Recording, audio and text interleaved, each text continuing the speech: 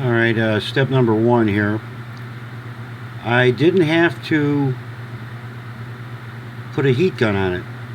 What I did was I went outside and let the sun shine on it for about 2 minutes, and it peeled right off. So there's another trick.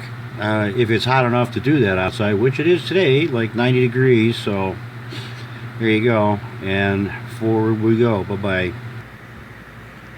Alright, so far so good. That's the LED board right there, and this is the old one. I don't know if you guys can see this, but I'm shaking like a leaf. It came out. There is no lock on the. I can't remember what you call these things now. Anyway, it just pulls very gently. Pulls it very. You got to pull it out. So now what I have to do on the new one is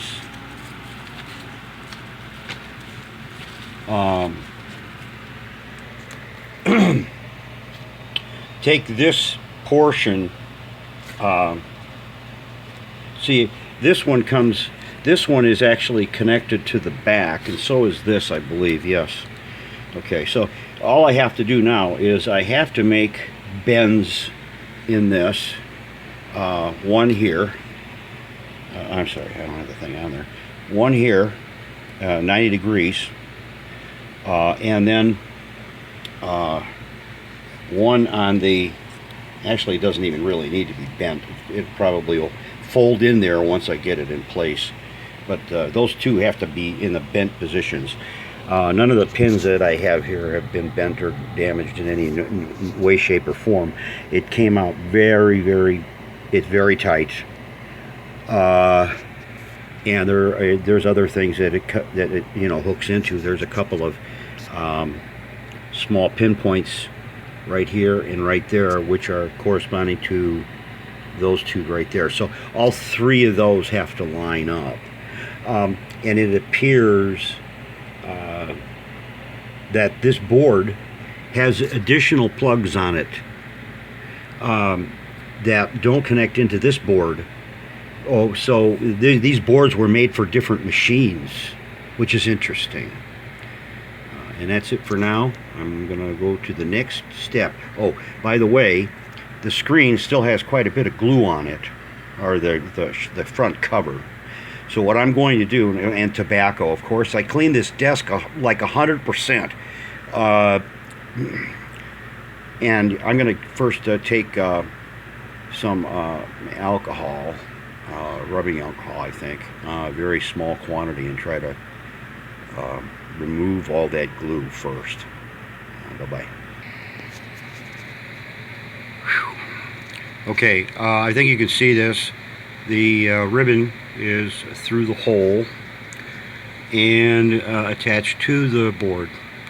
Actually, it wasn't that difficult at all. The panel is still, I have not yet released the adhesive portion of the panel. I'm letting it sit until I get the pins and everything back into place. I should be okay as long as I can get everything to line up. That part, getting the ribbon cable in there, it was not as difficult as I had imagined. It slides right in.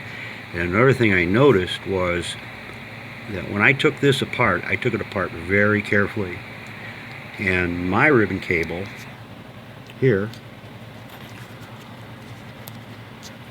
let's see, it was not completely fully inserted into the receptacle as much as this one goes in. This one goes in like all the way, and I did not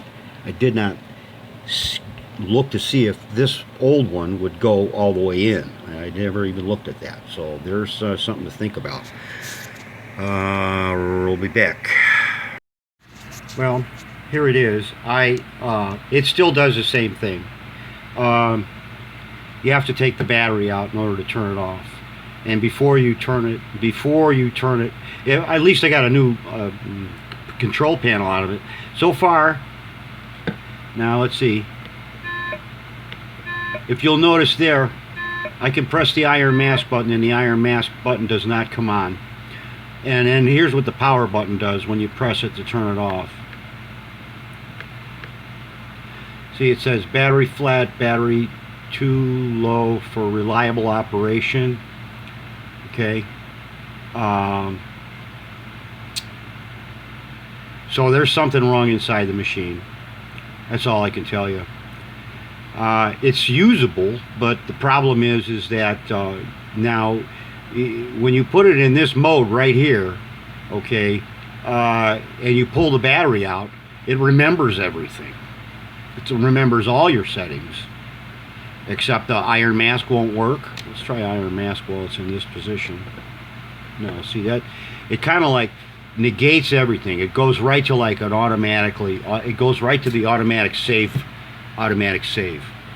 So, well, I got a new control panel out of it. It doesn't fit exactly the way I'd like.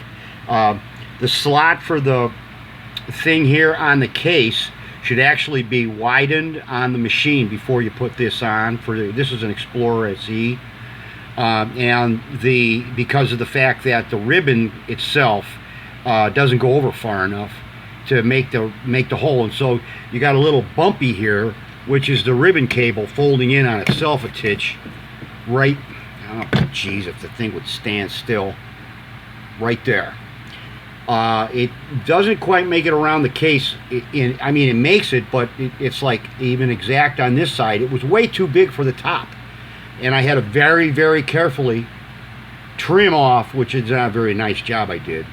But at this point, I'm like frustrated beyond belief, and just to get it to flush fit down across the top, so where there wasn't a lip open, you know, to let water in if I get caught out in the rain. So I'm going to have to end up putting a cover on it, or trying one of those shrink wrap bags. But I'm still back to where I was. I'm doing it. I'll have it'll be wide open, and I won't be able to shut it off except by pulling the battery out. And you pull the battery out.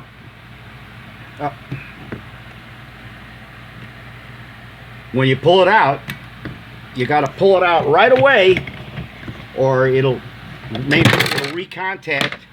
It'll recontact and it'll turn itself back on again, and then you'll lose your stuff. And that's happened to me 2 or 3 times, and I got to go through the whole thing and redo it. So, oh well. She's not dead yet, but I'm gonna need a new one here pretty soon.